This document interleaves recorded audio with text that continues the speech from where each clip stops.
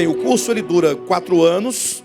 Eu digo 4 anos, pode ser um pouco menos e até um pouco mais. Tudo vai depender do nosso ritmo. Porque o meu método de trabalho, de estudar a Bíblia, e sobretudo de ensinar aquilo que Deus colocou no meu coração, é um método lento.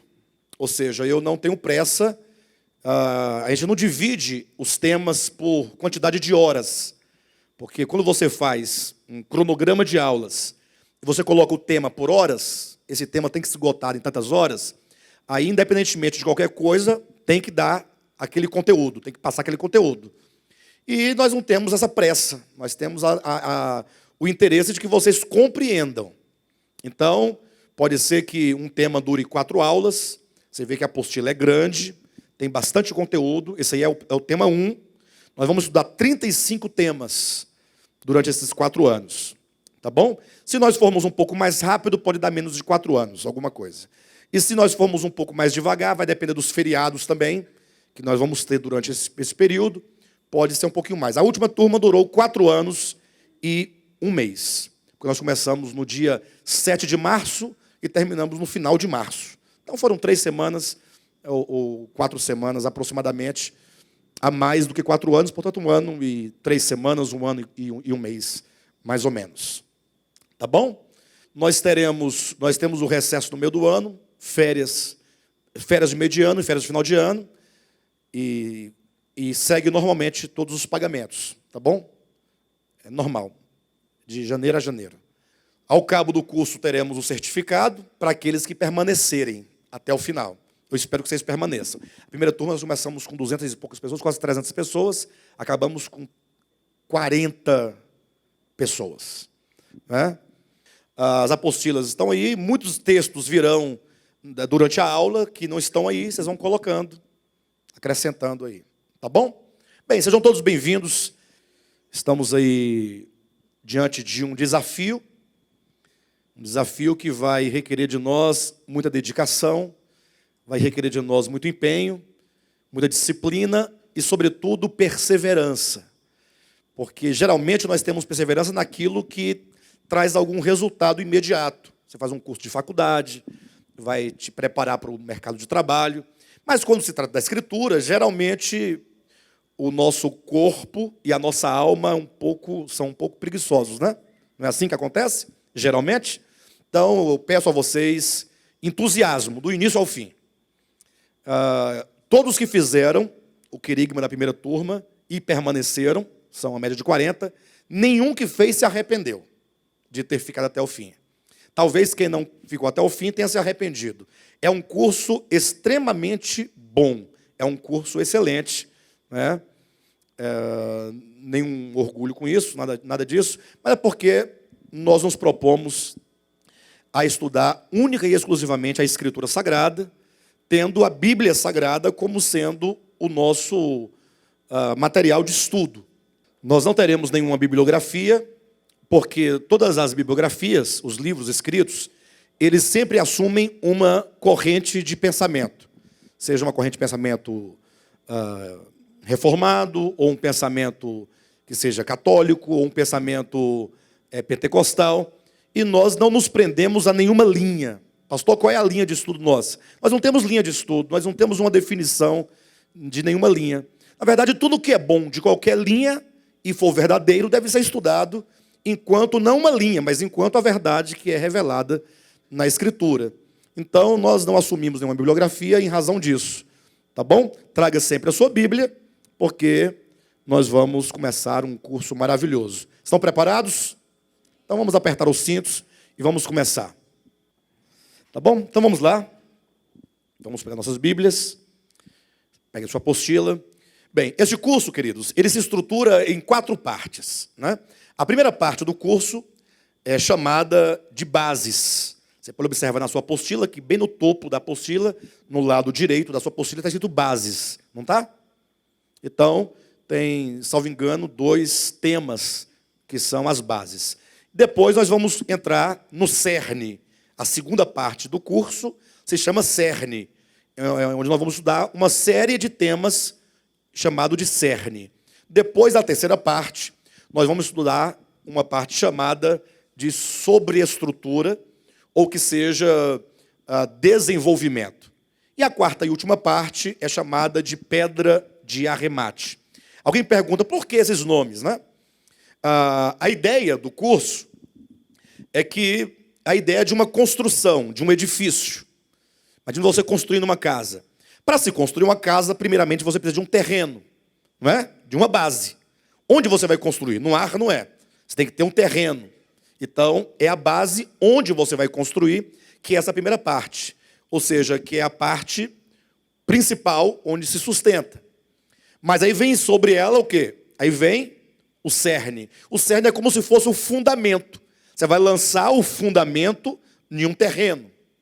Entenderam a metáfora? E então, em seguida, vem a sobreestrutura, que é o desenvolvimento, que seria como se fosse as paredes. Nós estamos construindo um edifício. E, por fim, a quarta parte, pedra de arremate, é quando vai arrematar a casa, concluir, para poder deixar o edifício ou a casa pronta. Portanto, nós vamos passar, teremos aí 4 partes. A primeira são as bases, e nós vamos começar agora, então, com o primeiro tema, de 35. O primeiro tema é a Bíblia Sagrada. Geralmente, nos cursos de teologia, nos seminários, chama bibliologia. Não é?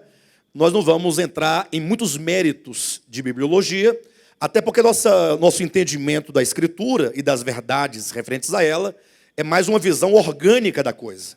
Então, vamos trabalhar muito conceitos orgânicos extraídos da própria Escritura e não um estudo forjado à parte da Escritura, que se chama bibliologia. Né? Enfim, os conceitos técnicos vão passar por cima, vamos dar atenção maior àquilo que nós podemos extrair da própria Escritura. Tá bom? Primeiro tema, a Bíblia Sagrada. E quando se fala de Bíblia Sagrada, todos nós trazemos nas mãos uma Bíblia, nós lemos a Bíblia, nós estudamos a Bíblia, nós acreditamos na Bíblia, e tudo isso é muito importante, você ter uma Bíblia, ler a Bíblia e acreditar na Bíblia, mas poucos ou raríssimos crentes sabem que se deve fazer primariamente uma distinção básica. E aqui há um detalhe, tudo que nós falarmos aqui nesta aula e nas outras aulas é de extrema relevância. Não pense você que vamos tecer qualquer comentário sem relevância. Tudo será requisito para o próximo entendimento, para o próximo tema. Então, assim, é do princípio que nós começamos a aprender. Não queira começar a aprender quando entrar nos temas escatológicos, que está lá no final do curso. Talvez, eu não tenho muito interesse em saber sobre Bíblia Sagrada. Eu quero entrar logo nos temas. Eu quero saber logo sobre o Deus Trino. Eu quero saber logo sobre eleição e predestinação, soberania divina, juízo passivo de Deus. Não, não vai por aí. Nós temos que começar do início, das bases. Portanto, quando se fala de Bíblia, embora seja algo aparentemente tão comum e tão normal, poucos fazem a distinção entre Bíblia, Escritura e Palavra de Deus. Isso que é fundamental para que o estudante da Escritura ele possa se livrar de uma série de dificuldades que ele vai encontrar no estudo da Bíblia. Então, a partir daqui, eu sei que muitos não concordam, existem as linhas que não concordam, mas nós vamos apresentar os porquês, vocês vão entender, e você é livre para tomar para si tal entendimento, ou não. Você está num curso, nesse curso nós vamos debater muitas coisas, e o debate é bom porque ele abre os nossos horizontes, para muitas perspectivas, mas o importante é que haja crescimento, tá bom? Primeira coisa a se fazer nesse tema da Bíblia Sagrada é distinguir, é diferenciar esses 3 termos. Bíblia não é o mesmo que Escritura, e Escritura não é a mesma coisa que Palavra de Deus, embora tudo esteja às suas mãos nesse livro que você conhece por Bíblia. Então nós vamos fazer aqui as devidas distinções, vai acompanhando. Qualquer pergunta vocês podem fazer, ou pode escrever, no final a gente responde, tá bom? Conceito de Bíblia, letra A, Bíblia do grego biblion, que é singular da palavra livro, e Bíblia, plural de livros, são palavras gregas, diz respeito a um conjunto de 66 livros, escritos ao longo de aproximadamente 1.500 anos, desde Moisés até João, por aproximadamente 40 autores. Eu digo aproximadamente porque não há um número exato. Alguns chegam a 40, outros chegam a mais de 40 autores ou escritores, em 3 línguas distintas, hebraico, aramaico e grego, em 3 continentes, asiático, africano e europeu. Daí se dá para perceber que nós não temos nas nossas mãos um livro simples. Nós estamos trabalhando com um dos livros mais complexos da história da humanidade. Então, muitos acham que estudar a Bíblia é só você sair colhendo dentro dela uma série de versículos e fazendo um feixe de versículos para sustentar uma ideia. Por que o cristianismo está do modo como está? Alguém pergunta, mas como assim do modo como está? Ora, você tem aí o catolicismo romano, que se intitula a única igreja verdadeira, porque ela diz que a igreja que Jesus fundou teria sido ela. Não é assim que eles dizem? Mas em 1518, 1517, ocorre o quê? A reforma protestante. Daí vai começar um novo segmento dentro do cristianismo, chamado de movimento reformado. Protestante diz respeito ao movimento. Aqueles que protestaram contra o catolicismo romano passaram a ser conhecidos por os protestantes. Mas as igrejas que vão sendo fundadas a partir de então são conhecidas como igrejas reformadas, igrejas históricas, igrejas ortodoxas. Ortodoxas do ponto de vista histórico, não do ponto de vista da verdade. Ou seja, porque é uma igreja que valoriza a Escritura, a história das igrejas reformadas ocorreram pela reivindicação de trazer a Bíblia para a mão dos santos, dos crentes. E daí começou, então, com a primeira tradução para o alemão, que foi a Bíblia de Martinho Lutero, a tradução de Martinho Lutero, e outras, né? Enfim, de todo modo, essas igrejas chamadas igrejas reformadas constituem, portanto, uma facção dentro do todo chamado cristianismo. Então, o catolicismo já não é mais o todo, agora ele é uma parte. Porque existe uma outra parte do cristianismo chamada o quê? Igrejas reformadas. Dentre elas, podemos citar a igreja batista, não essas batistas que você vê por aí, Batista Boas Novas, Batista Jerusalém, Batista Shalom, Batista qualquer coisa. Porque, com o tempo, as pessoas foram pegando os nomes tradicionais, como presbiteriana, batista, e foram colocando outros nomes, mas não tem ligação histórica com essas igrejas. Hoje em dia, qualquer pessoa, qualquer um de vocês pode abrir uma igreja. Não sei se vocês sabem disso.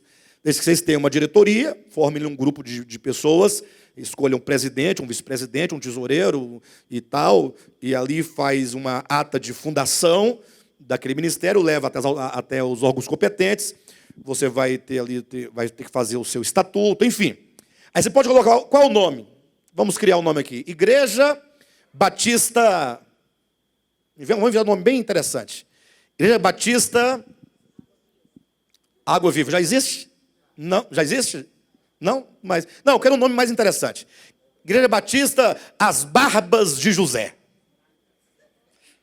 Ué, mas por que não? As Barbas de José. Se perguntarem o motivo, você fala, não é porque José, filho de Abraão, Isaac e Jacó, dessa linhagem toda de Abraão, Isaac e Jacó e dos 12 filhos, é aquele que representa a maturidade, a glorificação de uma linhagem. Então, essa igreja é a igreja da maturidade. Então, as Barbas de José. Inventamos agora. Tanto o nome quanto o argumento. Aí você agora... Aí a pessoa, ali tem uma igreja batista. Não, não tem.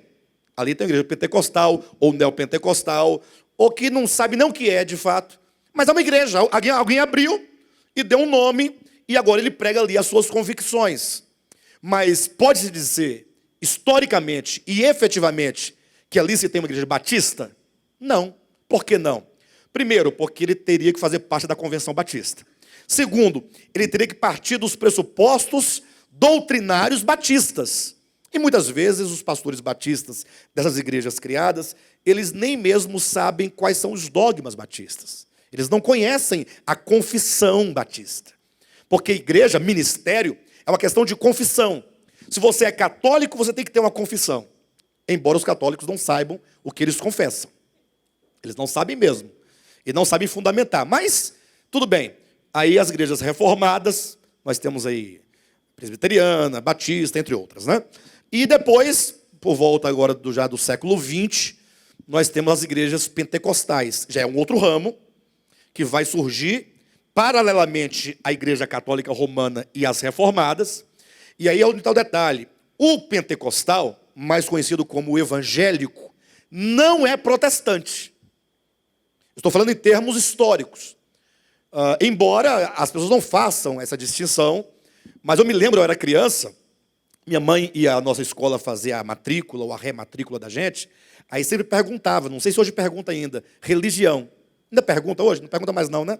Mas perguntava naquele tempo, religião. Minha mãe falava, protestante.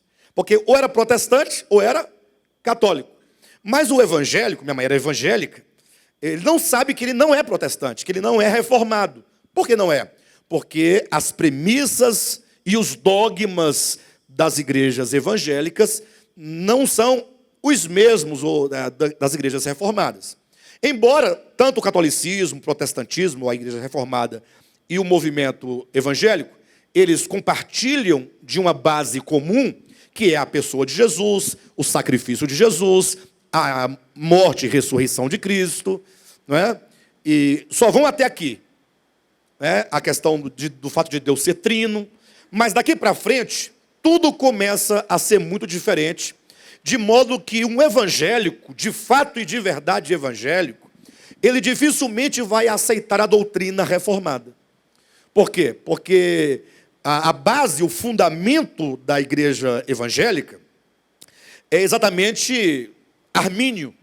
É um nome, a partir desse nome vai se trazer todas as ideias de livre-arbítrio, da livre agência humana, e de que o homem ele pode ganhar ou perder a salvação mediante mecanismos humanos, embora eles falam que sejam espirituais. Já os reformados não vão admitir isso absolutamente. Então são pressupostos diferentes. Vocês entendem ou não? Enfim, então o cristianismo ele está fragmentado em vários segmentos. Eu coloquei 4. Mas dentro do movimento reformado já há facção. E quando se fala do segmento evangélico, aí pronto, aí não tem mais limite. Porque não somente o movimento evangélico se subdivide em pentecostais e neopentecostais, e agora está surgindo mais um segmento evangélico LGBT.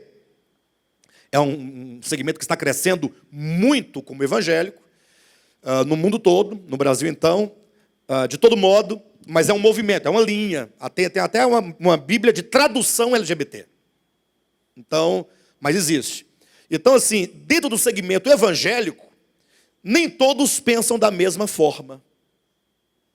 Ou seja, existe uma confusão generalizada dentro do cristianismo. O cristianismo não é uma religião.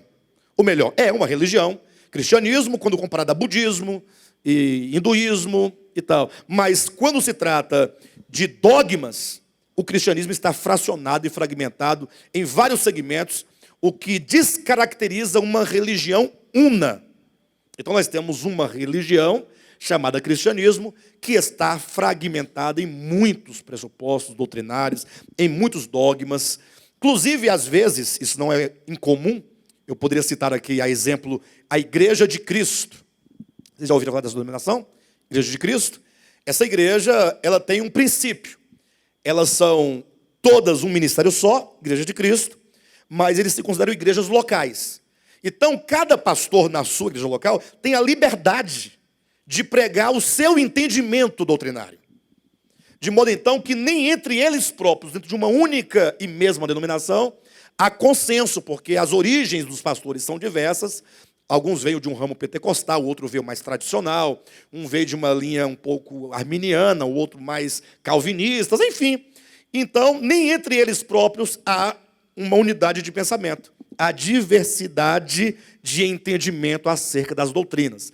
Então, quando eu disse que a Bíblia é um livro complexo e as pessoas não atentam para essa complexidade, razão porque fazem do estudo da Bíblia um estudo banal. Nós vamos encontrar, por exemplo, pastores ou pregadores pregando o seu entendimento. Ele fala, pastor, mas ele não está partindo da Bíblia? Não é da Bíblia que ele está? Ele não abre a Bíblia, não fala, vamos abrir a Bíblia num Salmo de número 30? Ou em Isaías 47, versículo 14? Não é assim? Então, quando o pastor ou pregador diz, vamos abrir a Bíblia em tal lugar, que eu abro, eu me sinto seguro, eu verifico se está escrito aquilo mesmo. O problema é que a Bíblia, ela não é um livro que foi escrito num único momento, por uma única pessoa. E no nosso tempo atual, sobretudo. Não é. Imagine só, nós temos um conjunto de 66 livros. Desses 66 livros, nós temos mais de 40 escritores. 40. Esses escritores eram das classes sociais as mais diversas. Desde um boiadeiro, como foi o profeta Amós, como um estadista, que foi o profeta Isaías, como um médico, que foi Lucas, como um pescador, ou como pescadores, que foi Pedro, Tiago e João. Enfim, os estratos sociais dos escritores são diversos, são mais de 40 autores. Eles escreveram em 3 línguas distintas, ou pelo menos 2 proeminentes, que é o grego e o hebraico, mas também constam textos de aramaico dentro da Bíblia Sagrada. Eles viveram em continentes diferentes, da África, na Ásia, na Europa. E, sobretudo, é o mais importante do meu ponto de vista, o fato de eles terem vivido espalhados ao longo de 1.500 anos. Por que eu julgo esse fator um dos mais importantes? Você sabe o que significa 1.500 anos? Aqui nós vamos ter que pensar, tá, irmãos? Aqui não é pregação. Em algum momento vai parecer uma pregação. Mas, no geral, nós temos que pensar, que refletir, que discutir, porque nós estamos aqui estudando. Imagine só, quantos anos vocês pensam que tem a língua portuguesa? Quem gostaria de arriscar aí? Quantos anos tem a língua portuguesa? Quase 2.000? Muito bem, quase 2.000. Tem aproximadamente 1.800 anos, porque ela vai nascer no 2º século da era cristã, lá na Península Ibérica. Imagine só que essa língua portuguesa, ela começou a nascer há 1.800 anos. A Bíblia foi escrita ao longo de 1.500, então é quase próximo, não é isso? Em questão de distância, não da época, tá? Em questão de duração, de tempo. Se a língua portuguesa se desenvolveu ao longo de 1.800 anos, a Bíblia foi escrita ao longo de 1.500 anos. Por que eu estou trazendo a língua portuguesa? Porque se você começar a estudar a língua portuguesa do ponto de vista diacrônico, o que é diacrônico? Ao longo do tempo, você vai observar as profundas mudanças que a língua foi sofrendo em cada época, em cada lugar, em razão de diversas influências. De modo que hoje, se um leitor de língua portuguesa, você acha que talvez você leia muito bem, se você pegar um livro de Gil Vicente, por exemplo, um escritor português, ou você pegar mesmo lá um Camões, por exemplo, você vai ter uma profunda dificuldade de entender a língua portuguesa. Você vai ter que recorrer ao dicionário. Se o seu dicionário não for um dicionário diacrônico, você não vai encontrar muitas e muitas palavras que já não mais existem, não mais constam, né? Sobretudo no nosso léxico de língua portuguesa brasileira. Porque tem palavras portuguesas de Portugal que não constam na nossa língua portuguesa brasileira. Há palavras que constam na língua portuguesa asiática que não constam nem na língua portuguesa de Portugal, nem na brasileira. Vários países africanos que falam a língua portuguesa também constam muitos vocabulários que não se encontram nem na nossa língua portuguesa brasileira, nem na portuguesa, nem na asiática. Enfim, quando se fala de línguas, nós estamos tratando com cultura. Língua não existe sem cultura. Por exemplo, já ouviram falar sobre um tal de Esperanto? Quem já ouviu falar? Desde quando começou essa ideia de Esperanto, desde quando não? Desde quando eu me atentei para o tal do Esperanto, e já faz uns 10 anos, ou mais ou menos, que eu me atentei, que eu venho dizendo e venho repetindo, essa língua, não, primeiro que não é língua, não pode ser chamada de língua, e segundo que ela nunca vai funcionar como uma língua, porque ela não tem o quê? Ela não tem uma cultura, ela não tem um povo, ela não tem um território. Para haver uma língua tem que haver um território, tem que haver um povo e tem que haver uma cultura. Lógico que existem línguas mortas, mas por que são línguas mortas? Exatamente porque o povo perdeu o território, o povo se dissipou no meio de muitos outros povos, e aquela cultura desapareceu no tempo. A língua morreu. Por exemplo, o latim é uma língua morta. Hoje em dia se usa latim tão somente enquanto fragmentos, ou que seja mesmo termos ou palavras na área do direito, na área de botânica, sobretudo no direito, mas são palavras ou termos muito exóticos. Quem assistiu ontem lá ao julgamento do habeas corpus do Lula, foi ontem, pode ter observado como é difícil e duro você ouvir um ministro discursar. Porque a cada 2 minutos você tem que ir ao dicionário saber o que ele quis dizer com impetrar. O que é impetrar? Você tem que ir lá impetrar. Eu vou procurar essa palavra para eu entender o que ele está dizendo. Vocês entendem? Se bem que impetrar não é latim, não é? É a língua portuguesa brasileira. E portuguesa também. Mas para vocês terem uma ideia. Então, a língua, quando se fala de língua, se a Bíblia foi escrita em grego, hebraico, aramaico, e foi escrita ao longo de 1.500 anos, estamos falando não de uma cultura, mas de diversas culturas. Até porque, você fala assim, a cultura brasileira, não existe a cultura brasileira. A cultura brasileira não. Existem culturas brasileiras. Porque tem a cultura nordestina, tem a cultura mineira, não tem? Tem a cultura gaúcha, tem a cultura, são culturas. Isso. E vocês entendem essa questão? E não somente essas culturas, no atual momento, chamado as culturas sincrônicas, mas existem muitas culturas brasileiras, no plural, culturas, diacrônicas. Não pense você que a cultura do Brasil, no século, vamos colocar no século XVIII, por exemplo, seja a mesma da atualidade. Não vai modificando? O homem não vai modificando a sua maneira de ver o mundo, ou não? O que é cultura? Cultura é a maneira como você vê o mundo, numa maneira mais técnica de falar. Cultura vem da palavra cultivar, culto, que vem a palavra também agricultura, é o sentido de plantar alguém num solo, como se planta uma planta. E daquele solo, essa pessoa agora plantada, absorve desse terreno todas as suas vitaminas e energias, pensando enquanto uma planta. Cultivar, cultura, né? Agricultura. Como transferir a ideia de agricultura, de cultivar o solo, uma planta, para pessoas?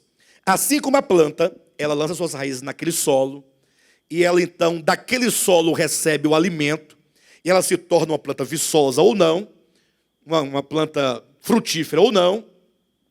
Assim é o homem plantado no seu tempo e no seu espaço, ele passa a ser uma reprodução daquilo que é o seu território, daquilo que é o seu povo, daquilo que é o seu tempo.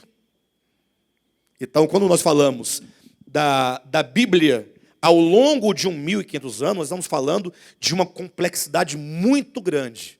Ou seja, como compreender os textos mosaicos. Eu sei que as pessoas falam de Moisés com tanta falta de responsabilidade, porque elas acham que sabem. Não, porque Moisés disse isso e tal. Calma, você sabe o que você está dizendo? Mas a Bíblia é a palavra de Deus. Não, aí não. Vamos com calma. A Bíblia é um conjunto de 66 livros que foram escritos ao longo de 1.500 anos, por mais de 40 autores de estratificações sociais diferentes, para não dizer que também eles viveram em dispensações diferentes. Ou melhor, em épocas de compreensão acerca da verdade diferente. O fato de você encontrar um versículo na Bíblia não é garantia de que aquilo é a verdade. Não estranha não, né? Calma, é normal. Por quê? Até porque você vai encontrar na Escritura, nos textos bíblicos, a voz da serpente falando, o diabo falando. Você vai encontrar a voz do homem falando, o homem. Quantos não pegam, por exemplo, o livro de Provérbios e falam assim, ó, aqui nós temos conselhos, será que você daria conta daqueles conselhos de Provérbios? Você pegaria hoje o texto de Provérbios que fala, castiga o teu filho com vara. Será que é aplicável? Pastor, mas não é a palavra de Deus? Deus está mandando? Se você for nessa onda de pegar um versículo bíblico e achar que Deus está mandando tacar a vara no filho, em pleno século XXI, no Estado democrático de direito que você vive, em que se o vizinho chamar a polícia você vai preso, então aplique também Gênesis capítulo 9, quando Deus fala, a partir de hoje, Noé, você sai da arca, você vai dominar sobre a terra, crescei, multiplicai, e aquele que matar o homem com a sua própria vida pagará. E não é lei de Moisés não, hein? Ali seria supostamente a voz de Deus, falando, pena de morte em pleno capítulo 9 de Gênesis. Você vai aplicar a vara, vai aplicar a pena de morte também? Não, pena de morte é crime. Observa como nós lidamos com uma série de problemas. Você querer pegar a Bíblia e sair colhendo versículos dentro dela para montar uma teoria, muito difícil isso. Mas terão aqueles ignorantes, entenda ignorante no bom sentido, aquele que lhe falta o entendimento, vai falar assim, eu vou cumprir a Bíblia. Se porventura os homens fizerem uma lei que vá de encontro ao que Deus manda, eu vou cumprir a Bíblia. E se você for preso, eu vou preso pelo Senhor, pela palavra. Eu vou preso porque eu sou um servo de Cristo e eu vou preso pelo Evangelho. Ele entende assim, mas as coisas não são bem deste modo. Quando nós entrarmos em vários textos bíblicos, sobretudo do Antigo Testamento, você vai ver como que eles não são aplicáveis e não são minimamente razoáveis à compreensão do homem do século XXI. Mas, pastor, então e agora? O que eu vou fazer? Não, isso é Bíblia, é conjunto de livros. Mas vamos passar para o segundo conceito, que é o conceito de escritura. Bíblia é diferente de escritura. Tanto é que você tem na sua mão apenas uma Bíblia, mas nela própria você vai encontrar o termo escrituras, no plural, porque há mais de uma escritura. Se nós formos considerar, diríamos que os 5 primeiros livros, de Gênesis a Deuteronômio, consistem em uma escritura, a escritura mosaica, chamada de Torá pelos judeus, ou de Pentateuco, que é o nome mais técnico, quer dizer penta, 5, teucos, livros, é o rolo, 5 rolos, ou são 5 livros. Nós teríamos então os Salmos, que salvo engano são 6, não é? Lamentações, o próprio livro de Salmos, Cântico dos Cânticos, Provérbios, Eclesiastes e Jó. Esses 6 livros, eles são chamados de livros poéticos. É a escritura de cânticos de Israel. Ou pelo menos, se não é Cânticos de Israel, mas foram todos escritos na forma poética, na forma de cântico. Isso é mais para o aspecto literário, na forma literária que esses livros assumiram na sua escrita. Já seria uma outra escritura. Teríamos os profetas. Já seria uma outra escritura, a escritura dos profetas. Por isso que os judeus, eles dividem a Bíblia judaica em 3 partes: lei, profetas e salmos. E aí vem um detalhe. Quando eu falo detalhe, quando você lá o dedo, você pode escrever, porque isso vai ser algo muito importante daqui a 50 anos para a sua vida. Tá bom? Interessante que quando o Novo Testamento faz menção ao Antigo, isso é um detalhe que até quero que vocês me ajudem a pensar sobre isso, viu, pastor Josué, pastor Gildásio e demais irmãos todos, me ajudem a pensar isso. Por que se entende que a lei, os profetas e os salmos, enquanto escrituras hebraicas, e o Novo Testamento, ao se referir a elas, tem um momento que fala lei e profetas, quando Cristo diz em Mateus 5,17, não penseis que vim destruir a lei e os profetas, não vim destruí-los, vim cumprir, não é isso? Lei e profetas. Só que em Lucas 24, 44 e 45, ou mesmo em Lucas 24, 25 e 26 e 27, o Jesus também falando, ele diz, não lestes o que a meu respeito está escrito na lei, nos profetas e nos salmos? Agora ele colocou os salmos também. Primeiro falou lei e profetas. Agora o próprio Cristo acrescentou os salmos. Né? Só que você não vai encontrar uma parte que falta, que são os livros históricos. Os livros históricos. Não é lei, não é profeta, não é salmos. Porque a divisão do Antigo Testamento é dividido em lei, a Torá, o Pentateuco. Os salmos, que não é o livro de salmos, mas são os livros poéticos, são 6. Os profetas, que se subdividem em profetas menores e maiores, mas são todos profetas. E os livros históricos, que não são mencionados no Novo Testamento. Mas aí vem um detalhe maior. Guarda essa informação. Guarda no coração. Um dia você vai entender melhor isso. E eu vou chegar lá, dentro dos 35 temas, de aproximadamente 200 aulas, nós vamos chegar lá 1 hora. Quem sabe até hoje, né? Vai que o tempo dá aqui, a gente fala alguma coisa. Mas pense você comigo. Por que Cristo diz assim? Primeiro ele fala, as Escrituras dão testemunho de mim. Tem um tópico nesse tema de hoje que fala sobre isso, embora nós não vamos chegar lá porque é muito tempo. Mas vamos lá. As Escrituras dão um testemunho de Cristo. Aí depois Cristo fala assim, importava, Lucas 24, 44, 45, 44. Importava se cumprisse toda a Escritura. É isso que diz lá? Se cumprisse tudo o que de mim está escrito na lei, nos profetas e nos salmos. Quando eu leio um texto como esse, eu sou criterioso. A minha leitura é extremamente criteriosa. A não ser que nós encontremos outros textos que alarguem a interpretação ou a compreensão desse texto. Mas quando ele diz, importava que se cumprisse tudo o que de mim está escrito na lei, nos profetas, nos salmos, não está dizendo que se cumprisse tudo o que está de Gênesis 1 a Malaquias 4. Ele diz, tudo o que de mim, aquilo que sobre mim está escrito na lei, nos profetas e nos salmos, importava que se cumprisse. O que implica o quê? Que há coisas dentro da lei, dos profetas e dos salmos, que não dizem respeito a Cristo.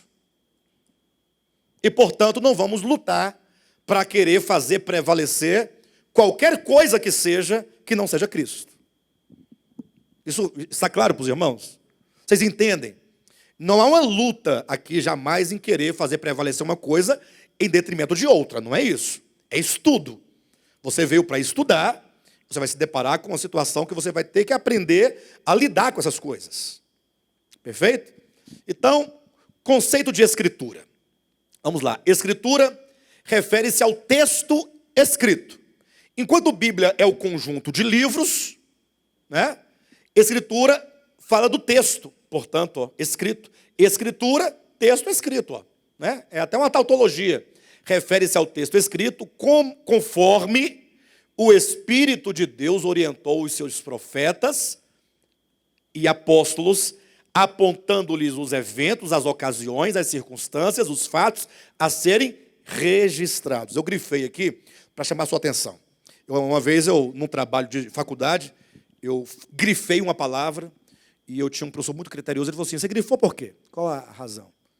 Eu falei, não, para quando a pessoa lê, ela, né, ficar atenta àquela palavra, porque é importante. Ele falou assim, mas você fez o trabalho, não foi para mim?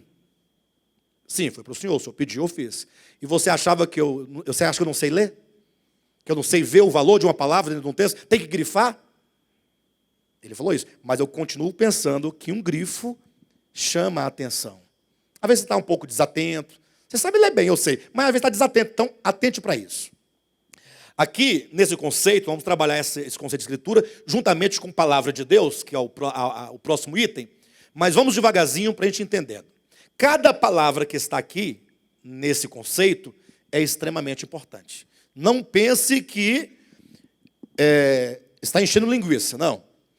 Escritura refere-se ao texto escrito, vírgula. O texto foi escrito conforme, ou o texto foi sendo escrito na medida, na proporção, na medida em que o Espírito de Deus orientou os seus profetas e apóstolos. Então, nós estamos falando que os textos escritos pelos profetas e apóstolos foram sob a orientação do Espírito Santo. Agora, não o texto exatamente foi orientado, mas eles escreveram sob a orientação conforme o Espírito Santo ia, o quê? Apontando-lhes os eventos, iam apontando as ocasiões, o Espírito ia apontando as circunstâncias, os fatos a serem registrados. Vou explicar melhor. Quando você lê, por exemplo, os evangelhos, são 4 evangelhos, tá? E aqui um critério. Quando você se referir aos evangelhos, Mateus, Marcos, Lucas e João, sempre você vai grafá-lo, escrevê-lo com E minúsculo, porque são 4 os evangelhos.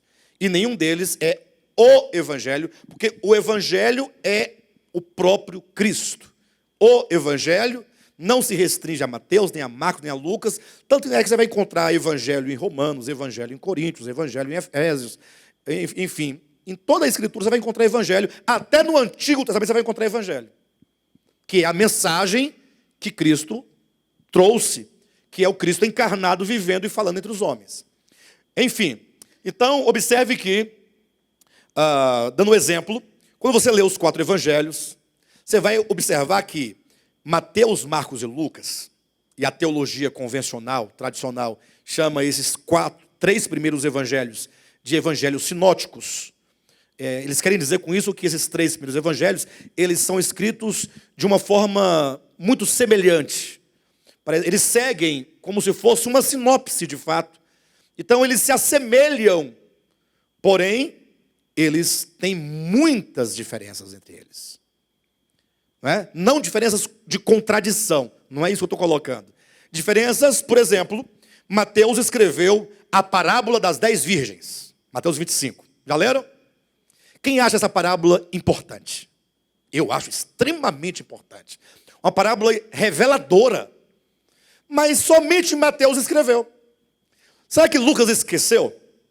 Ou nos seus estudos, porque Lucas escreveu o seu livro a partir de pesquisas que ele fez e de testemunhos de outras pessoas que ele foi colhendo. Será que Marcos escreveu? E se Marcos escreveu sob a orientação de Pedro, conforme diz a tradição, que Marcos seria o escritor ou escriba de Pedro, será que Pedro teria esquecido de falar, Marcos, coloca a parábola das 10 virgens aí? E será que Lucas esqueceu? João esqueceu? Teria esquecido? Por que somente Mateus escreveu uma parábola tão importante?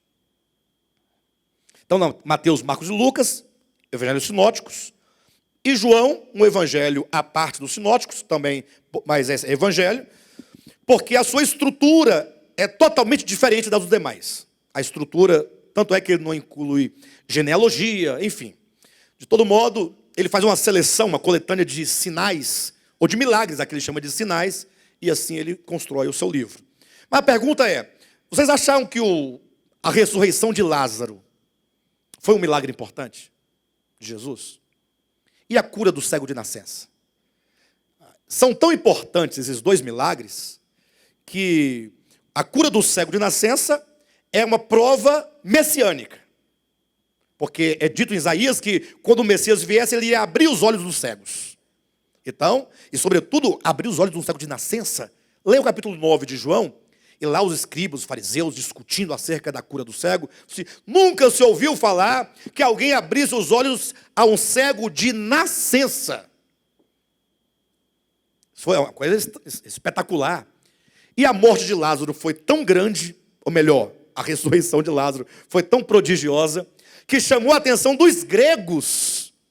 Os gregos foram atrás de Jesus. Quem é este homem que ressuscita mortos depois de 4 dias de sepultado? Os gregos ficaram desesperados. Foram ver Jesus. João capítulo 12, que é o capítulo seguinte ao capítulo da ressurreição, que é o capítulo 11. E eu pergunto, 2 grandes milagres tão importantes, por que só João registra e Mateus não registra? Mateus esqueceu? Mateus não julgou importante? Marcos não escreveu? Lucas não escreveu? Se Lucas fez uma pesquisa acurada, leia o capítulo 1, versículo 1 de Lucas, quando ele fala, escrevi este primeiro livro, ó Teófilo, depois de fazer uma acurada, ou um acurado estudo, uma acurada pesquisa. Ele estudou e pesquisou e escreveu. E ninguém lhe falou do milagre do cego de nascença? E da ressurreição de Lázaro? Porque não consta nos evangelhos, ou nos 3 evangelhos, só em João. Outro detalhe, a parábola do filho pródigo é uma parábola interessante, importante, no contexto bíblico? Eu hoje, dentre todas as parábolas que há na Escritura, julgo a parábola do filho pródigo a mais importante.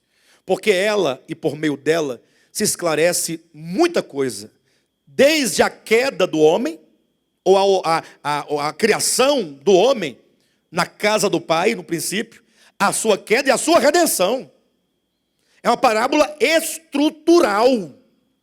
Não se entende a Escritura, ou a verdade de Deus lá na Escritura, sem a parábola do filho pródigo. Você pode tirar os livros de Moisés todos. Não vai fazer diferença em entender a verdade de Deus. Mas se você tirar a parábola do filho pródigo, o seu entendimento nunca vai ser claro. Porque é uma parábola extremamente reveladora. Ela é estrutural do ponto de vista da construção do pensamento da verdade revelada nas Escrituras. E por que que só Lucas registra parábola tão importante? Vocês estão pensando o que eu estou perguntando para vocês? Eu não estou pregando, não. Nós estamos pensando. Voltando ao texto, agora vocês vão entender por que que uns escreveram, outros não escreveram. Por que que coube a parábola das 10 virgens em Mateus, mas não coube nos demais livros? Porque o Espírito Santo de Deus, ao orientar os profetas e apóstolos, Antigo e Novo Testamento, ele orientou apontando-lhes a cada um, de maneira particular e peculiar, quais os eventos, ou quais as ocasiões, ou quais as circunstâncias, quais os fatos que eles deveriam registrar. Então, a parábola, por exemplo, das 10 virgens, ela tem uma razão de estar em Mateus. Se eu quiser colocar em Marcos, pode? Pode. Mas vai quebrar o pensamento de Marcos. Marcos, ele tem uma estrutura do início ao fim, ele tem uma direção. É como se os 4 evangelistas falam todos do mesmo objeto. Todos falam de quem? De Cristo. É assim ou não é? Olha, como que Marcos colocasse Cristo olhando para você com uma face de um boi. Que isso, pastor? Jesus com a face de boi? Sim, cara de um boi. Olhando para você. E aí viesse então Mateus e falasse do mesmo Cristo, mas agora colocasse ele de lado. Quando o Cristo fica de lado, ele fica com a face de leão. E aí viesse então Lucas e colocasse ele do outro lado, lado oposto à direita, no caso à esquerda, tivesse a face de um homem.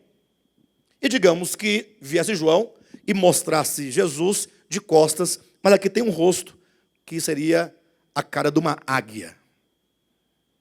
Pastor, de onde vêm essas ideias? São 4 evangelhos, cada um apresenta Cristo numa perspectiva. Mateus coloca Cristo enquanto rei. Todo o evangelho de Mateus vai dar ênfase a Cristo enquanto rei no seu reino. Por isso que somente Mateus e mais ninguém vai usar a expressão o reino dos céus. Dentro dos 66 livros não existe em nenhum outro livro, senão em Mateus, a expressão o reino dos céus. Todos falam o reino de Deus. Mateus tem esse critério. Reino dos céus. Eu quero que vocês atentem para esse fato. Ele quer apresentar algo. Então, a estrutura de Mateus, ela está totalmente forjada para caracterizar o rei, o reino, o leão. E essa figura já estava profetizada lá no livro de Ezequiel. Quando Ezequiel viu, né, um grande trono de Deus no topo, Deus assentado no trono, só que esse trono vinha descendo sob uma grande carruagem. Essa carruagem tinha rodas, e elas iam para frente, iam para trás, iam para o lado, sem fazer movimento de curva. Para ir para o lado, iam assim, ó. Para o outro lado. O carro não tem que fazer a curva, não tem que fazer assim, voltar a cara do carro para frente que você quer ir, não é? Na direção. Lá a carruagem de Ezequiel, não. Quer ir para o lado, vai. Para o outro, vai. Para trás, para frente. E ele justifica dizendo, porque os querubins, porque essas rodas eram querubins. É um tanto exótica essa visão. Mas uma hora a gente entende ela melhorzinho do que agora. Só para vocês entenderem. Eles tinham, cada um, 4 rostos. Rosto de homem, rosto de boi, rosto de leão, rosto de águia. Então vamos encontrar essa mesma figura lá no Apocalipse, no capítulo 5. Ou no capítulo 4, quando João vê o trono de Deus, 24 tronos com 24 anciãos, e ele vê criaturas, ou 4 criaturas viventes no meio e ao redor do trono. Quem consegue explicar isso? Como é que pode ter 4 criaturas, 4 seres viventes, criaturas, no meio e ao redor do trono? Uma visão difícil de interpretar, porque se estivesse no trono, está tudo bem. De que tamanho é esse trono? Porque no trono se assenta aquele que é. No trono também está, no meio do trono, um cordeiro recém-imolado, que ora é cordeiro, ora é leão. Também no meio do trono, e no mesmo trono, não é outro, está 4 criaturas viventes. Tudo no mesmo trono, no mesmo lugar. Essas criaturas têm 4 rostos. Então, num estudo mais aprimorado, mais detalhado, se percebe que essas 4 criaturas falam profeticamente a respeito de Cristo, enquanto aquele que é rei, Mateus, aquele que é servo, que é o boi, no livro de Marcos, aquele que é homem completo, ou perfeito, como no livro de Lucas, rosto de homem, e aquele que é Deus, Evangelho de João, rosto de águia, nas alturas, né? As águias que voam, os lugares mais altos. Por isso que João, quando começa o seu evangelho, ele não começa traçando genealogia da terra. Lucas fala Cristo quanto homem, ele começa em Cristo e vai traçando até chegar em Adão. Ó, ele quer provar que Cristo é homem vindo de Adão. Vem Marcos e fala, não, o meu Cristo é servo. Já viram escravo ter genealogia? Escravo não tem pai, não tem mãe, escravo é vendido. Então, Marcos falou, não, no meu livro não cabe genealogia. Porque se é servo, como é que tem genealogia? Vem Mateus e fala, não, mas todo rei tem que ter genealogia. Mas eu não posso construir minha genealogia até Adão. Mas eu tenho que buscar quem? Abraão, ou seja, Davi e Abraão. Abraão e Davi. Abraão porque é o pai de uma linhagem. Davi porque é o rei dessa linhagem, que inclusive representa o Messias. Então Mateus vai até Davi e Abraão. Aí vem João e fala assim, mas se o meu Cristo é Deus, como é que eu vou traçar a genealogia de Deus? Tem jeito? Aí ele começa, olha as origens, no princípio era o verbo estava com Deus, e o verbo era Deus. Acabou, ele coloca aquele que é, o meu Cristo é aquele que é. Não tem origem em Adão, nem em Abraão, e também não é servo, é Deus. Bem, mas tudo isso, nós vamos ver isso em temas posteriores. Eu quero que vocês entendam que essas diferenças, e mesmo as diferenças no livro das crônicas, comparado com o livro de Samuel, ou o livro dos reis, porque me parece quando você lê Samuel, 1º e 2º, Reis, 1º e 2º, Crônicas, 1º e 2º, as histórias se repetem. Ah, é a repetição do repetido? Ou do dito? Não.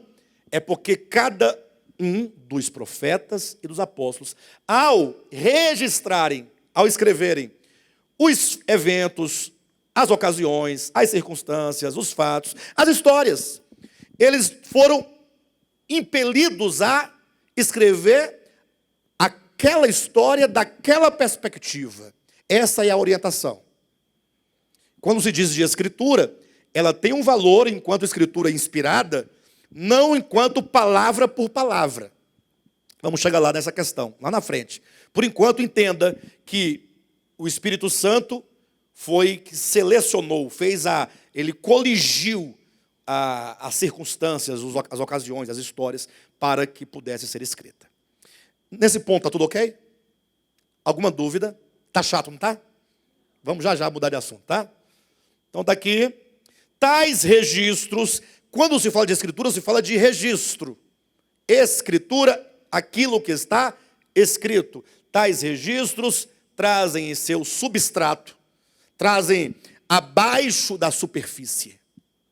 Ou seja, quando você lê uma história de Davi, por exemplo, você vai lendo, aí você fica geralmente na superfície, né? E Davi falou, e Davi correu, e Davi fez, e Davi matou, e Davi fez.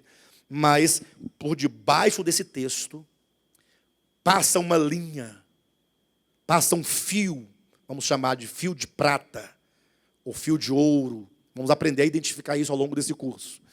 Que trazem em seu substrato verdades eternas. A verdade não é o texto escrito. Até porque a verdade é uma pessoa, né? Jesus disse, eu sou o caminho, eu sou a verdade, eu sou a... Quem é a verdade não é uma pessoa? E Cristo também não é a palavra, ele diz que o Cristo de Deus é o verbo, é o logos, não é a palavra? E Jesus não disse, a tua palavra é a verdade? Então, o texto escrito não pode ser a verdade. E se alguém contender comigo, eu falo, não, tudo bem, calma, não precisa me agredir, nem me bater. Só me responde qual escritura que é a verdade. Essa que está na sua mão ou a que está na mão da irmã Paola? Mas por quê? Não é a mesma não? Não, a sua é corrigida, a dela é revisada. Revista, é corrigida e atualizada. Que é diferente da do Léo, digamos que é contemporânea. Que é diferente da Silvia, que é Novo Mundo. Testemunho de Jeová. A da Andresa é a linguagem de hoje. Aí se você for abrindo as escrituras, as traduções, você fala assim, meu Deus do céu, você vai encontrar diferenças enormes entre uma e outra, ou uma em relação à outra. Vocês terem uma ideia, olhem para mim. Olha, pessoal, é o seguinte, vão se acostumando, porque em estudo você tem que pensar. Você vai se deparar com algumas coisas, talvez você não goste no primeiro momento. Pastor, não estou gostando dessa aula. Então, a melhor maneira é você não vir mais. Porque aí você vai vir para o culto, no culto eu não digo essas coisas. No culto eu só prego aquela palavra bonita, que é a verdade, porque essas outras coisas não nos interessam. Mas interessa numa sala de aula como essa. Aqui interessa. Aqui é estudo. Tudo isso vai te fazer entender os textos lá na frente, entender as verdades. Você não vai ficar mais perguntando, e Sodoma e Gomorra? Pastor, mas e o anjo da morte lá em Êxodo 12? Vai acabar tudo isso aí com o tempo. Se você entender toda essa história. Então, eu quando estudo a Bíblia lá em casa, eu estudo a Bíblia diariamente. Geralmente eu não uso essa Bíblia aqui em papel. Eu uso no computador e eu deixo aberta, geralmente, pelo menos 7 a 8 Bíblias de traduções. O mesmo versículo eu leio 7, 8 vezes. Eu leio o mesmo versículo numa versão, noutra versão, noutra versão, noutra... Isso é estudar. Outra versão. Aí quando acaba as versões todinha, aí eu vejo quais as diferenças. Daí agora eu pego essas diferenças, pego a palavra que gerou a diferença, vou ao texto grego, saber o significado daquela palavra no grego, ou no hebraico, ou no aramaico. Aí eu volto para o texto, aí eu vou comparar cada uma das possibilidades de sentido daquela palavra dentro dessas várias versões, para encontrar, e dentro dos contextos, para saber qual é a melhor compreensão daquele texto. Às vezes eu passo uma semana inteira com um versículo da Bíblia. Aí aparece alguém do dia para a noite, junta meia dúzia de versículos e fala, achei a verdade. Pelo amor de Deus, gente, faz comigo não. Isso aí você me arrebenta. Eu estou aqui lutando, orando, pedindo a Deus graça, força e entendimento, o Espírito Santo me ajudar. Né? Passar uma semana inteira para tentar entender uma palavra, às vezes, dentro daquele contexto, chega alguém, aí, meia dúzia de versículo, estou saindo da igreja, achei a verdade. Pelo amor de Deus. Aí eu fico angustiado. Eu falo, Senhor, por que tem que ser assim? Aí ele fala, não, porque é assim que tem que ser. Você aprender, ficar quietinho, cabeça baixa. Bem, é isso aí. Então, vamos dar um exemplo aqui. Se você pegar a versão... Alguém tem versão corrigida aqui? Versão corrigida? Aqui? Bíblia, versão corrigida? Está ali, o irmão, me perdoe, Rogério e a Valéria, né? Rogério, abra sua Bíblia em Mateus capítulo 18, versículo 18. Só verificar se é isso mesmo. Hoje estamos trabalhando só conceitos, tá, amados? Fiquem tranquilos. Vocês vão cansar de abrir a Bíblia aqui nessas nossas aulas. Fica tranquilo. 18. Muito bem. Aí, alguém que tem a versão atualizada, abra também Mateus 18. Quem tem atualizada na mão? Tá, Josué, atualizada. Vamos ficar com Josué com a atualizada e o nosso querido irmão Rogério com a corrigida. Leia o 18 na sua Bíblia, Rogério. Em voz alta. Em verdade vos digo, tudo o que ligardes na terra, será ligado no céu. Ou seja, tudo que nós aqui na terra resolvermos entre nós, se tiver 3 pessoas e elas concordarem, assim, tá ligado? Tá ligado. Ligou. Será, consequentemente, ligado onde? Ou seja, quem é que manda? O céu ou a terra? A terra que manda. A gente resolve aqui e Deus é obrigado a resolver lá. Agora ele tem que cumprir. Está escrito, ele falou ou não falou? Agora eu vou ler esse mesmo texto na versão atualizada. Opa, mudou. Tudo o que ligaste na terra terá sido, já foi ligado nos céus. Quem que manda? Os céus ou a terra? A igreja, ou aqui na terra, os homens apenas obedecem, cumprem ou fazem cumprir aquilo que já foi resolvido nos céus. Tem diferença ou não tem diferença? Aí está aí um pastor chega na frente de uma multidão de gente, fala, pessoal, vamos começar hoje a campanha do ligamento. Aí traz um saco de liguinha, aquelas liguinhas de amarrar dinheiro, amarelinha para os homens, para as mulheres. Ou rosinha, tem liguinha azul, não tem? Rosinha para as mulheres, azulzinha para os homens. Cada um vai pegar uma liguinha dessa e vai colocar no seu braço, porque está escrito que ligardes na terra. Ligardes, qual é a raiz? Liga. O que você tem na mão? Liga. Né? Será ligado nos céus, certo? E aí nós vamos pegar essas liguinhas e você vai fazer um pedido. Aí você vai amarrar a ponta da liguinha, uma na outra. Quando você fizer oração, você liga, amarra a liguinha e aí você terá o seu desejo satisfeito, porque o que você ligar na terra será ligado no céu. Você, rapaz, eu nunca tinha visto isso na minha vida. Só tem um problema. Não é um problema, é um detalhe, né? A liguinha, cada uma vai custar R$1.000. Ah, mas se o seu pedido é de 1 milhão, o que vale 1.000? Você dá um cheque na hora, meu irmão. Na hora. Agora é o seguinte, se você quiser uma bênção acima de 1 milhão, você vai ter que comprar a liguinha agora por 10 mil. Porque, né? Vocês estão entendendo? Aí a pessoa fala assim, rapaz. Bem, mas deixando a liguinha de lado e a campanha, o fato é que nós lidamos e nos deparamos com versões diferentes.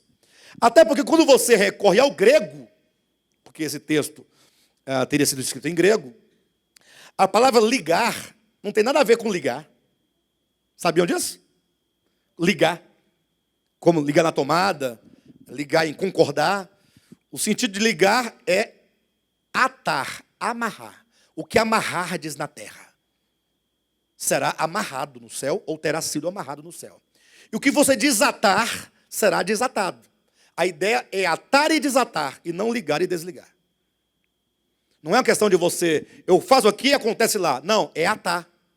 Mas o sentido desse texto, a gente vê em outra ocasião, porque senão a gente foge do ponto que a gente quer falar. Apenas para apresentar a questão da complexidade de versões. Estamos diante de um livro extremamente complexo. E para estudar a Escritura, quero usar aqui uma palavra, um pensamento da professora do pastor Josué, de hermenêutica, temos que ser humildes, temos que ter humildade. Ela fala que para estudar hermenêutica, tem que ter humildade. Lembra disso? Eu quero falar para você que para você estudar a Bíblia, você tem que ter humildade ao se aproximar dela, para você não achar que você sabe tudo, que você compreende tudo, que você pode tudo. Não é? Até aqueles que sabem muito, quando se deparam com situações, buscam comunhão de vários pastores, para a gente poder conversar, né, pastor Josué? Conversar, discutir, aí às vezes fica discutindo um tema, discutindo. Ninguém bate o martelo, ninguém acha que sabe mais, até que as coisas se esclareçam na própria Escritura. Estou mentindo, pastor Josué? Então temos que ter humildade. Perfeito? Escritura diz respeito, portanto, a isso. Elas trazem, nos registros, ou tais registros trazem em seu substrato, verdades eternas acerca de Deus e de sua obra plena. O está escrito aparece até 38 vezes no Novo Testamento, além... Tá bom. Os versículos bíblicos aqui são os textos em que você vai encontrar, está escrito várias vezes. Eu coloquei só uns 4 ou 5 aqui, mas vai encontrar uns 300. Tá bom? Mas o importante é o conceito. Vocês entenderam o que é escritura? Que é o registro das histórias, dos eventos, dos fatos, dos acontecimentos. e escrever este ou aquele evento. Aí é orientação do Espírito Santo. Vamos ver isso quando chegar na parte de inspiração da Escritura. Letra C, item C, palavra de Deus. E aqui é onde a coisa fica um pouco mais grave. Porque as pessoas, infelizmente, a maioria esmagadora dos crentes, a maioria, dizem assim, olha, a Bíblia é a palavra de Deus. Já ouviram isso? Mas de onde veio essa ideia? Você já encontrou na Bíblia dizendo que a Bíblia é a palavra de Deus? Já leu em algum lugar? Nunca leu? Ora, se você nunca leu na Bíblia dizendo que a Bíblia é a palavra de Deus, de onde veio essa ideia? De onde veio? E aqui é um ponto importante. Sempre que você discutir um tema, que você se deparar com um dogma, por exemplo, uma doutrina, você tem que perguntar de onde ela veio. Ou ela veio da Escritura, você vai encontrar aqui, ou ela tem uma origem histórica. Aí você vai ter que remontar a história, chegar naquele indivíduo que criou aquele dogma, que pensou aquele dogma. Você vai entender o pensamento teológico dele e o pensamento filosófico, para você poder entender por que ele criou aquela doutrina daquele modo. Por exemplo, você vai pegar Santo Agostinho. Santo Agostinho. Ele praticamente funda o pensamento filosófico da Igreja Católica Romana. Ou seja, todos os dogmas católicos são filosóficos. E começa a construção desse pensamento com Santo Agostinho, e só vai acabar no século XII com Tomás de Aquino. Então, são vários séculos da construção da teologia católica. Então, enquanto um filósofo, que era Santo Agostinho, ele tinha uma construção filosófica. Infelizmente, olhem para mim, por gentileza, eu quero falar algo para vocês. Você fala assim, não, pastor, eu creio nisso. Eu creio deste modo. Aí eu falo assim, para um pouquinho, você crê deste modo? Porque você aprendeu com o Espírito Santo? Porque você leu com o estudo da palavra? Porque você buscou o conhecimento, você orou e estudou? Ou porque você cresceu ouvindo a mesma coisa a vida inteira? Esse é um detalhe. A pessoa passa a vida inteira ouvindo uma coisa, então ela nunca teve nenhum trabalho de pesquisar, nem de procurar na Bíblia. Tanto é que a maioria dos crentes, quando falam aquilo em que eles creem, eles falam assim, bem, eu não sei onde está escrito, mas é mais ou menos assim. Eles não sabem nem o texto. Que dirá de onde veio aquele pensamento. Então, será que você crê mesmo ou você tem uma tradição? Tem que pensar e perguntar. Então, Santo Agostinho não era um leigo. Santo Agostinho era um filósofo. Ele estudou em Alexandria, por exemplo, no Egito. Ele era de uma corrente neoplatônica, inclusive. Antes de se converter, ele já tinha uma teoria neoplatônica filosófica. Quando ele se converte, porque você sabe que o Santo Agostinho, ele era um cara depravado. Ele era cheio de luxúria. Pensa num caboclo sem futuro, era Santo Agostinho antes de se converter. Aí ele se converte. O pai dele era pagão, a mãe dele, a Mônica, era católica, religiosa. Então a vida dele foi entre o paganismo e o catolicismo. Então ele meio confuso. Quando ele se converte, ele traz consigo o quê? Toda uma carga o quê? De pensamento filosófico. A maneira como ele lê o mundo é a maneira neoplatônica. Eu pergunto, e agora que ele vai começar a construir a teologia católica, ele não vai imprimir ideias neoplatônicas ou não vai aqui? Ué, fatalmente. Fatalmente. Só que aí a Igreja Católica aceita? Não. Por quê? Porque ela quer as teorias de Aristóteles. Ah, então agora, ele fala, e agora? Entre o crescimento da igreja como um todo e o meu crescimento na igreja, ele opta por quê? Pelo quê? O crescimento dele. Aí, dele. Ou seja, porque se ele não seguir a linha da católica, ele não vai crescer na igreja. A igreja vai ficar de fora. Como ele quer o crescimento dele na igreja, ele é obrigado a seguir a orientação, linha aristotélica. Por isso você vai encontrar nos livros dele, ora ele falando uma coisa neoplatônica, ora aristotélica. Mas resolve, cara, o que você quer? Não li alguma coisa, não estou entendendo nada. É porque ele ficava nessa confusão, nesse pêndulo. Por ele só escrevia neoplatonismo. Depois nós vamos conversar sobre esse assunto, vocês vão entender melhor quando chegar nas doutrinas. Tenha paciência. Enfim, mas quando se diz que a Bíblia é a palavra de Deus, de onde veio isso? Vamos lá. Olhe para mim por um momento. Tá. Começou a igreja no século I. Século I, por volta do ano 38 da era cristã. Pense comigo. A igreja se reunia nas casas. Tinha Bíblia? Eles tinham Bíblia? O que eles usavam? Eles usavam a Septuaginta, que é o Antigo Testamento escrito em grego, que não é a Bíblia cristã, é a Bíblia judaica. Mas dela procede o Cristo, portanto, Bíblia Sagrada. Tudo bem. Aí eles tinham a Didaquê, que eram os preceitos do cristianismo, que tinha no início ali. Eles tinham ainda um livro que eles usavam muito, do pastor Hermas. Eles usavam. Vocês nunca ouviram falar de pastor Hermas? Ou livro do pastor Hermas? Já foi usado como Bíblia na igreja cristã, na época dos apóstolos. Interessante, né? Não tinha Bíblia e eles usavam, era um livro, inclusive, neoplatônico, muito bom, e eles liam nas reuniões. Né? Deus, é engraçado. Deus fica me olhando assim. Mas é verdade, isso é história.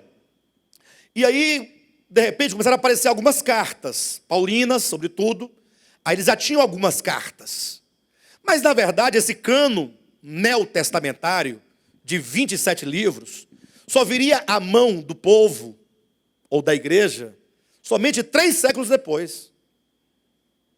É Constantino, o pagão, supostamente convertido, é que se interessa em reunir os livros ou as cartas para montar a Bíblia cristã. Você tem um padre aí na internet, eu não sei agora bem o nome dele, mas ele arrebenta com os pastores e, sobretudo, com Malafaia. Porque ele fala assim, que arrogância é essa? Depende do padre Manso, você está vendo na cara dele que ele está nervoso. Só que ele não transmite o nervosismo dele. E aí ele fala, que arrogância é essa, seu pastor Silas? Ele fala, você fala de um jeito, mas essa Bíblia que você carrega, fomos nós, os padres da igreja, que demos para vocês. Vocês não tinham. Bem, vamos passar de lado, deixa isso de lado. Mas assim, não havia a Bíblia nesse formato, 27 livros, na mão da igreja do primeiro século. Só 3 séculos depois, ou 2 séculos depois, 325 da era cristã, ou no ano 400 e alguma coisa, que no Concílio de Nicéia começa essa produção, da separação dos livros. E aí a briga começa. Estão dispostos a ouvir? Aperta o cinto aí. Quem quiser pode comprar amanhã uma Bíblia chamada, a versão de Bíblia chamada Teb, que é a Bíblia da versão ecumênica, e você vai encontrar, no início do Novo Testamento, umas 20 ou mais páginas contando toda a história de como o cano do Novo Testamento foi construído. Toda a história. Pedacinho por pedacinho, tintim por tintim, você não vai ficar desprovido de uma bibliografia desse assunto, pelo menos. E olha que essa Bíblia Teb, a versão ecumênica, foi um grupo de pastores e de padres e de pessoas de vários segmentos que se reuniram para construir ou para ter uma versão que mais se aproxime, sem nenhuma tendência, porque a ecumênica não tem tendência de puxar para um lado e puxar para o outro. Entenderam ou não? Enfim, então, aí começou a discussão e a briga, né? Qual livro entra, qual livro não entra? E aí chegaram à conclusão desses 27 livros. Mas fiquem tranquilos, porque quando a gente fala de quantidade de livros, aí vem a discussão. Pastor, eu li uma vez que Paulo, quando escreveu para a igreja de Colossenses, ele disse para que os irmãos lessem aquela carta de Colossenses na igreja de Laodiceia. E aproveitasse e lesse a carta que ele escreveu para Laodiceia às igrejas de Colossenses. Se ele diz da carta de Laodiceia, eu pergunto, cadê aqui na minha Bíblia a carta de Laodiceia? Está faltando, pastor? Vamos perguntar. Gente, calma. Quando fala de livros, estamos falando de Bíblia. Se são livros, constam o que nelas? Escrituras. Se são escrituras, não é a palavra de Deus, calma. O que não pode faltar e o que é infalível é a palavra de Deus. A revelação de Deus e a palavra de Deus não é uma questão quantitativa, mas a questão qualitativa. É a qualidade da revelação, que é pura, é o que vale. Aí você pode colocar livro a mais ou até tirar livro daqui, não vai fazer diferença. A verdade, ela não subtrai e nem aumenta, ela é una. É uma questão qualitativa, é de essência, e não de quantos livros foram escritos. Então, eu, particularmente, não discuto questões de livros. Eu discuto verdade, a verdade. Agora, livros, enfim. De todo modo, de onde veio essa ideia? Aí, enfim, quando a igreja, então, católica, já tinha agora a Bíblia forjada, totalmente forjada, eu digo, construída, o cano formado, o que ela fez? Tira da mão, não permite que os fiéis tenham a Bíblia, eles retiram a Bíblia, posteriormente da mão dos fiéis, recolhe, sob pena de morte, inclusive, porque eles diziam, os leigos não podem ler a Bíblia, porque eles fazem uma confusão do diabo quando leem a Bíblia. Cada um acha que entendeu a verdade, aí começam as rebeliões dentro da igreja. Aí a igreja católica achou por bem que eles não lessem. Só a igreja, o colegiado, só o colégio apostólico pode ler a Bíblia. Só o clero tem acesso à Escritura. Entenderam? Aí ficou fácil aí de enganar o povo agora, né? Porque agora o Papa, sobretudo chamado o cabeça da igreja, falava o que ele queria, do modo como ele queria, e a igreja dizia sim e amém, e toca o barco. Ninguém sabia de nada. O povo vai argumentar como, se não tinha Bíblia, porque a igreja católica tirou a Bíblia de todos. Daí instaurou-se um dogma católico chamado a infalibilidade papal. O que significa isso? O Papa, quando ele fala, quando ele diz que é. Tanto é que foram 1000 anos que a própria história chama de Era das Trevas. Época em que não se desenvolvia ciência. Os primeiros cientistas foram despontando já por volta de 1000 e alguma coisa para frente. Começou a ver diferente e tal. A igreja católica ia lá e matava. Porque o Papa decidia tudo, sabia tudo. Aí, depois de 1000 anos desse dogma, a infalibilidade papal, surge e explode a Reforma Protestante. 1517. Cujo principal nome é Martinho Lutero. Principal nome colocado pela história. Ele não é o principal reformador. Mas ele foi o que esteve no lugar certo, na hora certa, e levou a fama de tanto de mártires que há um século atrás havia morrido, e outros que viriam morrer com ele e depois dele. Enfim, mas aí quando vem o movimento reformado, ou de reforma protestante, o que acontece? Qual é a grande briga, luta dos protestantes contra a igreja católica? O Papa é infalível? Não. Nós queremos ter a Bíblia em nossas mãos. Então, a reforma protestante foi quem trouxe de volta a Bíblia para a mão do povo. Entenderam? Por isso que a primeira tradução da Bíblia foi para o alemão, feita por Martinho Lutero.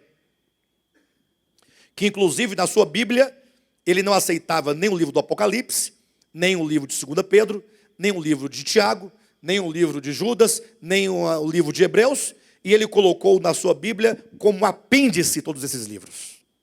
Eu vou colocar aqui, só para vocês saberem que eles existem, mas na minha Bíblia é daqui para cá. Aqui é apêndice. Entenderam? Lutero fez isso, para vocês terem uma ideia. E ele argumentou com as seguintes palavras: não me importa se quem disse algo foi Pilatos ou se foi Paulo. Não me importa. Se quem disse foi Judas ou foi João. Se Judas disse algo, Judas Iscariotes, o traidor, ou Pilatos disse algo, mas ele disse Cristo, para mim é a verdade. E se Paulo diz uma coisa que não é Cristo, para mim não é a verdade. Palavras de Lutero. Não são minhas. mas eu não vou me referir a apóstolos nem a esses ímpios, mas a ideia geral é corretíssima. Ele quer dizer, se a Escritura é um testemunho de Cristo, eu quero Cristo, não importa quem diga.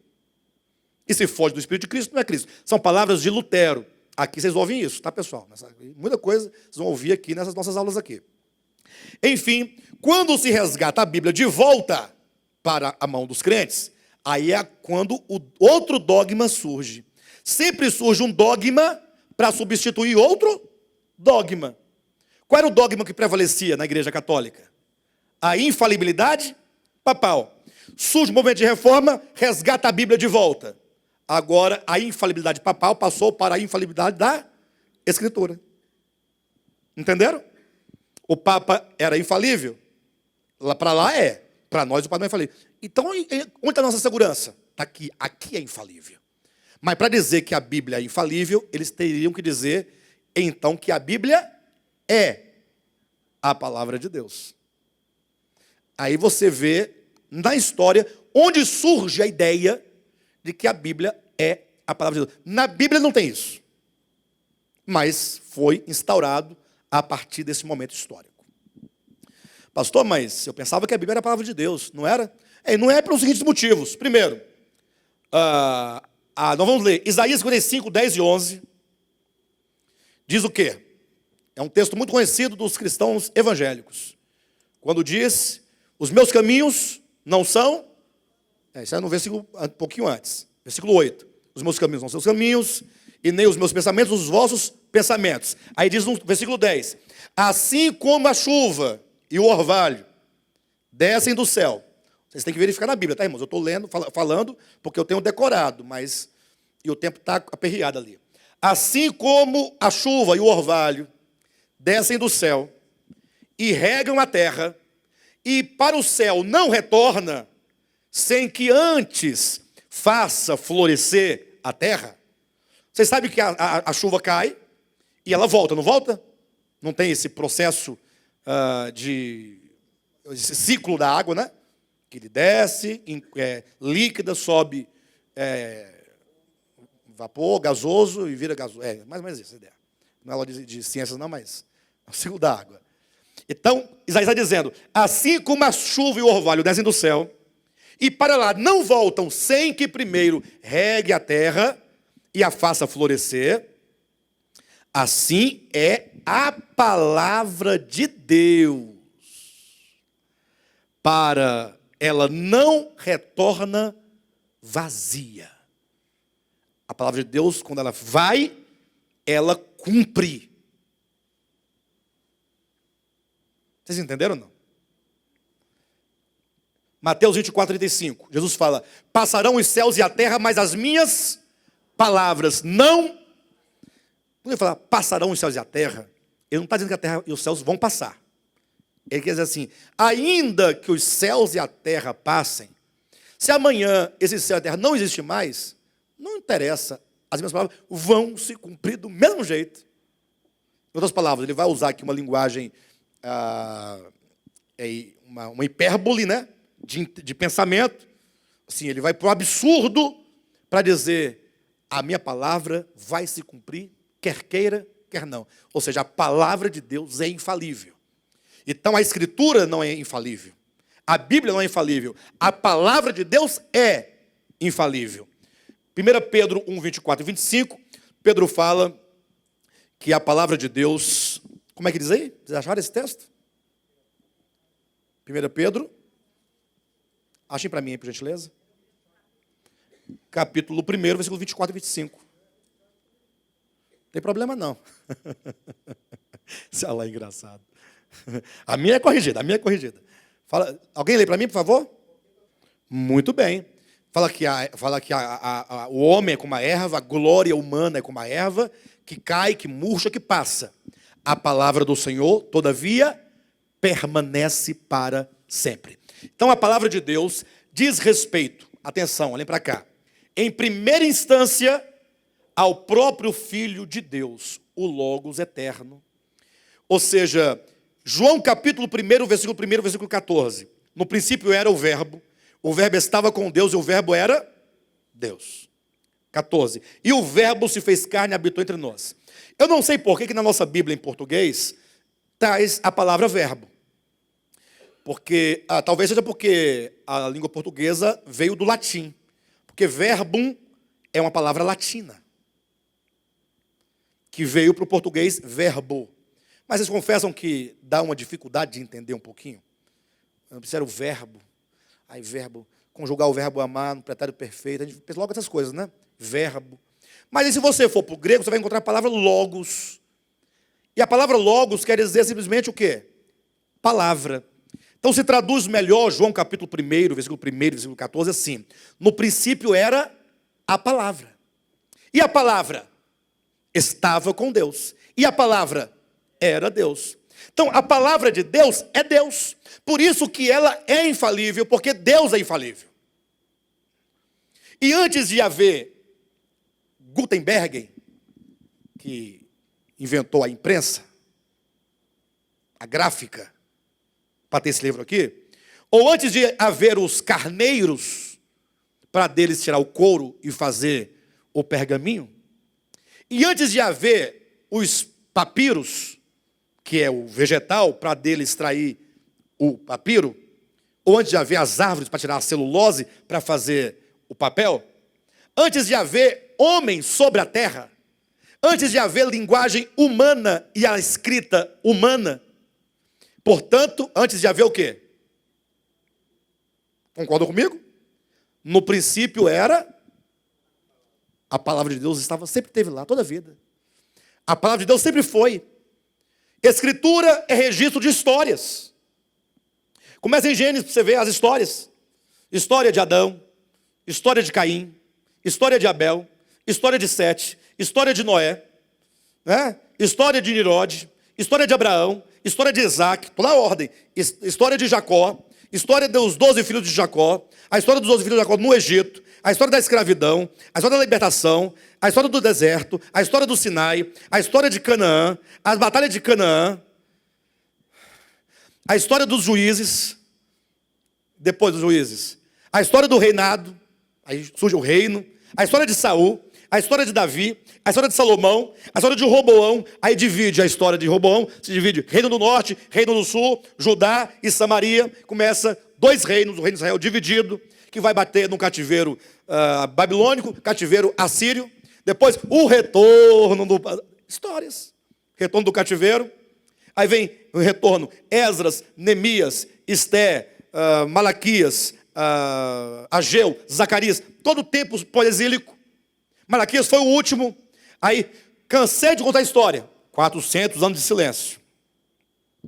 Sem profeta. Ninguém fala nada, não tem profeta. Mas foi no tempo dos Macabeus.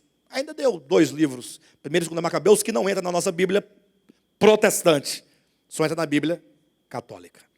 Aí, nasce o Novo Testamento. Quem aparece falando?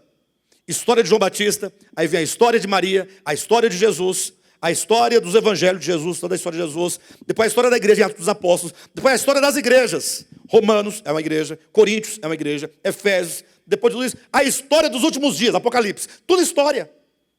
A escritura consta de histórias. A palavra de Deus é uma pessoa. Vocês fazem distinção? Passou a ser desprezado as histórias? Pelo contrário, é nas histórias ou nos registros da história, no substrato das histórias, nós vamos encontrar um fio de ouro. Vamos estudar isso mais tarde, ainda na semana que vem. Vai falar desse fio de prata, que é fio de prata porque eu vou tirar de um texto da Bíblia. Mas vou chamar de fio de ouro porque é mais precioso. Entenderam? Que é a palavra de Deus sendo revelada. Se a palavra de Deus diz respeito primeiramente ao Filho de Deus, porque no princípio era a palavra estava com Deus e a palavra era Deus, porque está em Hebreus capítulo 4, versículo 12 e 13, que a palavra de Deus é viva e eficaz e mais penetrante que qualquer espada de 2 gumes e penetra até o ponto de dividir alma e espírito, juntas e medulas, e é apta para discernir os pensamentos e propósitos do coração. E não há homem que diante da palavra não fique totalmente despido desse julgamento, porque é a ela que nós devemos prestar contas. Aí eu pergunto, eu vou prestar conta para a Bíblia naquele grande dia? Vou lá, prestar conta. É? Não me responda se eu vou prestar conta para a Bíblia. Sim, senhora. A quem nós vamos prestar contas? Hebreus 4, versículo 12 e 13. A palavra de Deus, que se fez, e a palavra se fez carne e habitou entre nós. Por isso que João, na sua visão no Apocalipse, quando viu a vinda de Cristo em símbolos e figuras, Cristo montando num cavalo, porque para vir do céu para a terra, montado a cavalo, não dá certo. O cavalo é símbolo. Cavalo se cavalga na terra. Agora cavalo, a não ser se fosse alado. Mas não diz que é alado. E cavalo alado não existe. É fantasia. Faz parte do mundo, do fantástico mundo de Bob. É apenas um símbolo. Quando João vê Cristo vindo montado num cavalo branco, ele observou que na sua coxa estava escrito Rei dos Reis e Senhor dos Senhores, e sobre ele é dito, e o seu nome é a Palavra de Deus. Gente, tem pessoas que ficam com raiva de mim por causa desses ensinamentos. Mas por que ficar com raiva se eu estou falando que Cristo é a Palavra de Deus? Eu não estou exaltando a Cristo ou não estou? Ou estou rebaixando a Cristo? Eu estou exaltando, e quando você exalta a alguém, alguma outra coisa fica menor. Se eu me exaltar aqui, vocês ficam menor. Se alguém se exaltar, os demais ficam menores. E quando você compara a Escritura e Palavra de Deus, quem é maior? A Palavra de Deus. A Escritura cumpre um papel secundário. Amem a Palavra de Deus. E apreciem a Escritura. Amem também a Escritura. Mas não com o amor, no sentido de você se tornar um bibliólatra. Não. Seja um estudante da Escritura. Para que ela seja um caminho, um meio que te conduza à Palavra de Deus, a que você se relacione com a Palavra de Deus. Ok? Bem, eu vou parar por aqui, porque o tempo não permite mais continuar. Tá ok?